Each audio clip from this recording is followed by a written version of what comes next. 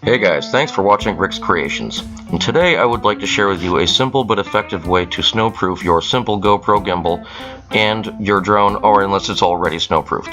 All you're going to need are a few simple things. A piece of paper, a pencil, a straight edge ruler, cutting materials like either scissors or an X-Acto blade, and some super glue. And what I prefer to use for the plastic material for making boxes is recycling my daughter's Barbie boxes. Whenever they come in those packages, you always get that see-through clear plastic. Well, that stuff works great for all kinds of other little things, and I'll get to that later on. But for now, let me get into how I did this. I own the Aerosky 350 by X Heli. So the first and easiest thing that I did was I looked around the body for vents. Making sure all of these vents have a clear piece of packing tape over them will ensure that the powdery snow is not going to blow in there. Just don't forget to remove these when summer rolls back around, because these vents are crucial for keeping the electronics cool. The next thing I wanted to go after was the sensor on the bottom of my gimbal. That is the first thing to make contact with the snow, especially if I have to make an emergency landing. I found this little plastic cover thing. I don't even know where the heck it came from, but either way, I chopped it in half, cut out a notch for the plug, glued in a little piece of wood onto the end, and attached it with some hot glue onto the bottom where the sticky foam is. Now for the fun part, the snowproofing of the flight control board. Now I highly recommend you take note of how these plugs are installed before you remove these plugs from the control board.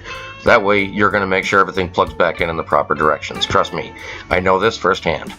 Before you do anything, you're going to want to take a measurement of the gap in between these two top plates at the top of the gimbal. You want to make sure that your box is not greater than that gap, otherwise the rubber garments are not going to work for shock absorption. Then you combine that measurement with the length by width of the flight control board. I usually prefer to use white lined paper because it helps to make the lines parallel and 90 degrees. By combining those measurements and making a design similar to this one, what we will end up with is a box that is designed to open from the top for easy installation of the flight control board. Having 4 girls in the house, I have an endless supply of this Barbie box plastic. This clear plastic works wonders for vacuum forming canopies, scale model windows, or making plastic boxes. Once you've finished your paper template, simply secure it down to the plastic that you have chosen with some masking tape. Then it's up to you on how you prefer to cut it out, either with a pair of scissors, or with a utility blade, or like I do, with a combination. Next, using a straight edge, carefully pre-fold everything up so that it resembles a pizza box. Once you're happy with how everything is aligned, use 1 drip of super glue for each of the 4 tabs. Remember to leave the top open, and try not to glue your fingertips together.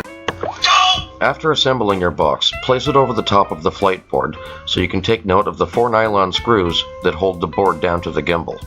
Also so that you can take note of the locations of all of your plugs. Ta-da! After cutting all your holes out, you'll end up with something looking similar to this. I had mine close up with a couple of screws in the top. With a little bit of patience and careful planning, you can end up with something that almost looks professional to protect your flight control board. It was a lot of work, but totally worth it. I've gone through 6 batteries and haven't had a problem yet.